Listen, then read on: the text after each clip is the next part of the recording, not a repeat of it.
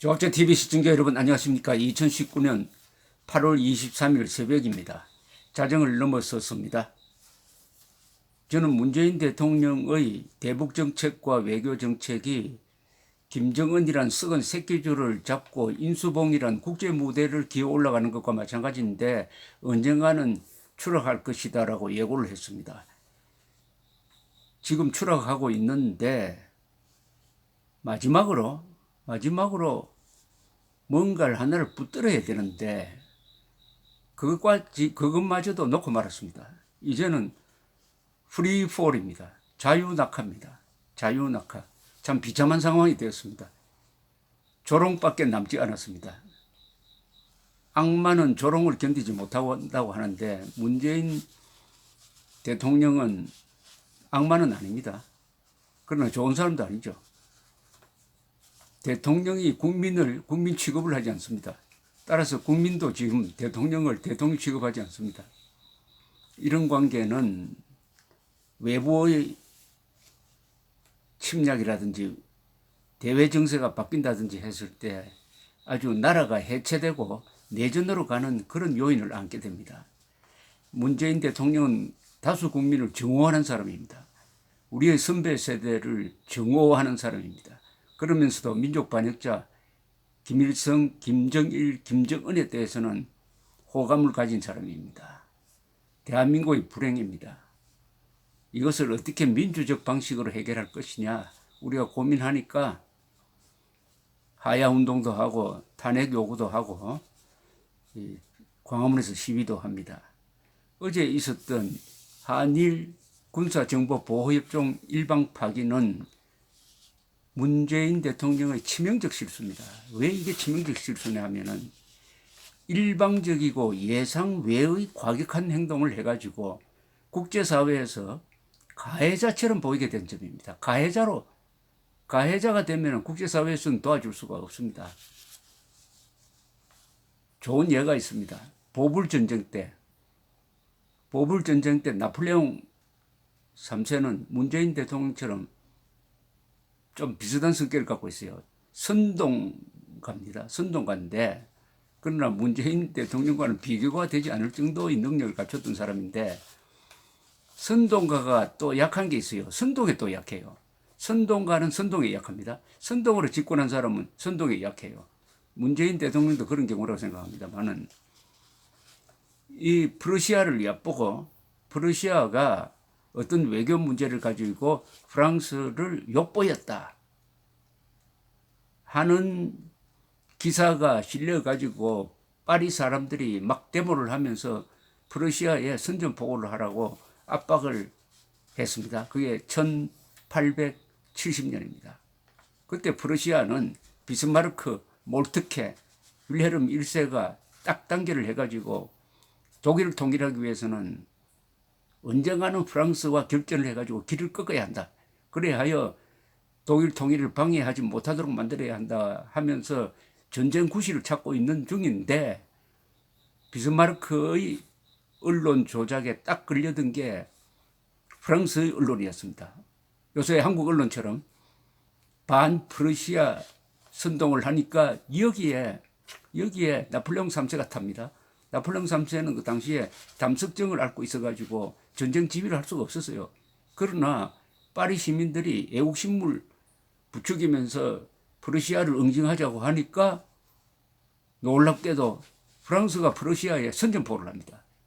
그러니까 프랑스를 도와주는 세력이 유럽에서 없어져 버렸습니다. 영국도 러시아도 오스트리아도. 그래서 1대1 결전이 되었어요. 프랑스와 프러시아. 간단하게 끝났습니다. 간단하게 프러시아가 프랑스군의 항복을 받고 파리를 포위한 파리에서는 좌우 대결이 일어나서 유명한 파리 꼼문이 일어나서 한 3만 명이 자기들끼리 쏴 죽입니다. 3만 명이 죽었어요. 그것이 허영심에서 비롯되었습니다. 바로 문재인 대통령이 요사이 하고 있는 반일 정책하고 흡사합니다. 흡사해요. 문재인 대통령이 가해자로 보이게 되었다는 것. 과격한 행동을 해가지고 미국이 그렇게 말렸는데도 미국이 뺨을 때린 것하고 마찬가지죠. 뺨 맞은 미국 사람들이 어떻게 반응할지 한번 두고 보겠습니다. 우선 일본으로부터의 반응이 나왔습니다.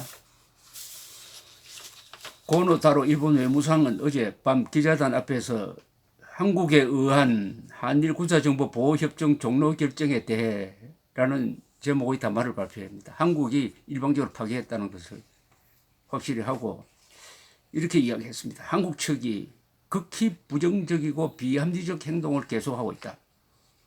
한국 정부가 협정의 종료를 결정한 것은 지역의 안전보장 환경을 완전히 오인한 대응이라고 말할 수밖에 없다. 극히 유감이다.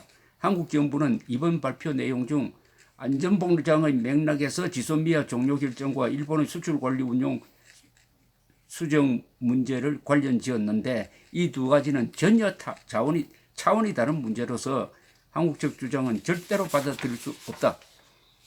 이번 결정을 포함하여 한국청이 극히 부정적이고 비합리적인 행동을 일삼으며 상당히 엄중한 상황이 이어지고 있다. 일본 정부는 다양한 문제에 대하여 일관된 입장에 기초하여 계속해서 한국 측에 현명한 대응을 강하게 요구하겠다. 이렇게 이야기했습니다.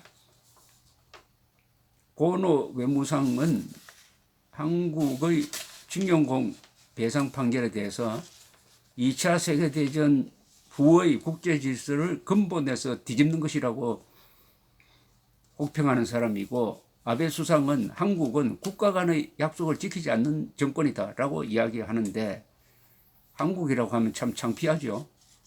이제 우리도 문재인 정권과 대한민국을 분리해서 이야기를 해야 됩니다. 문재인 정권 때문에 대한민국이 도매금으로 이렇게 국격이 훼손되는 것을 막기 위해서는 문재인 정부와 대한민국을 분리해야 됩니다. 김정은 정권과 북한 동포를 분리하는 것과 같은 논리입니다. 왜냐? 문재인 대통령은 국민과 국가 보위와 국민 보호를 포기한 정권입니다. 오로지 김정은밖에 생각하는 게 없어요. 뉴욕타임스가 신속하게 이 기사를 전했는데, 여기 등장하는 전문가들은 주로 미국과 한국의 전문가인데, 대체로 한국 정부의 한미 군사정보 보호 협정 파기 결정은 일본을 해치는 것보다는 한국을 더 해치는 것이란 견해였습니다.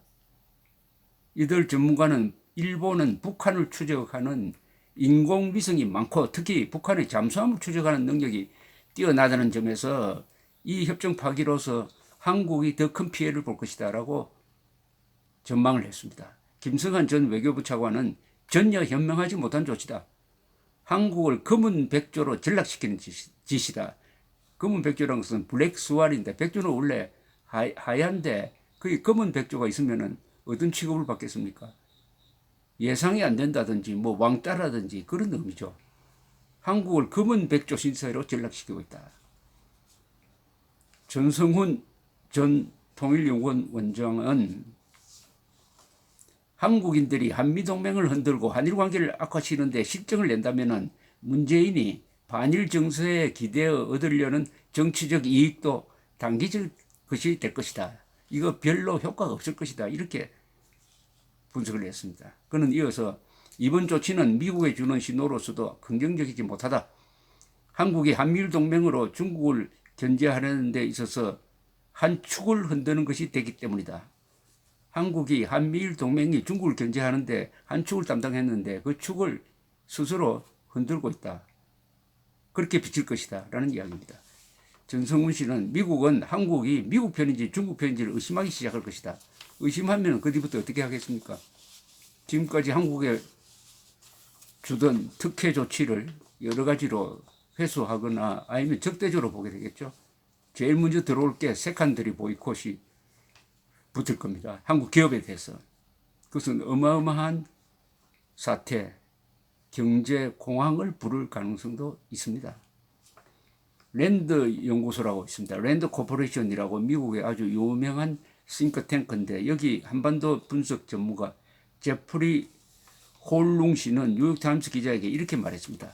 한국 정부는 자신들의 발을 쏜 것이나 마찬가지다. 자해를 하고 있다. 순전히 정치적 행위다. 어리둥절할 일이다.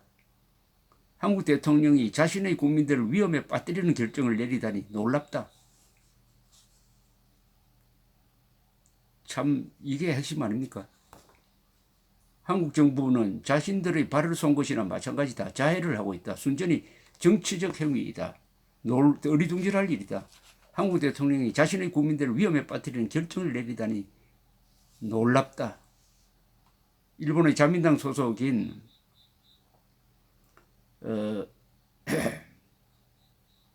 전 방위상 나카다니 겐이군요. 이름이 나카다니 겐 전 방위상은 산케신문과 한 인터뷰에서 북한의 이로울 뿐 상궤를 벗어난 결정이라고 평했습니다. 역시 이번도 문재인은 국제무대에서 고립무원입니다. 고립무원입니다. 그렇다고 김정은이 도와줄까요? 한번 두고 보죠. 감사합니다.